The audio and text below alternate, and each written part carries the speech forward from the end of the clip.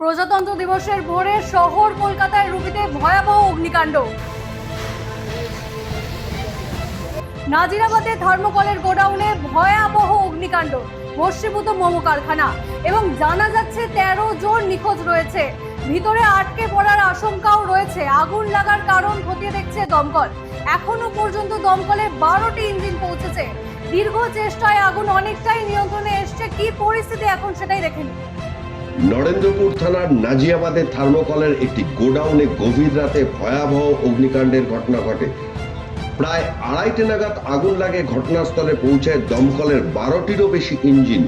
দীর্ঘ চেষ্টায় আগুন অনেকটাই নিয়ন্ত্রণে, তবে এখনো চলছে নেভানোর কাজ। এখনো পর্যন্ত মারা গিয়েছেন 3 জন, তবে আহত বা নিখোঁজের সংখ্যা মোট 13 জন।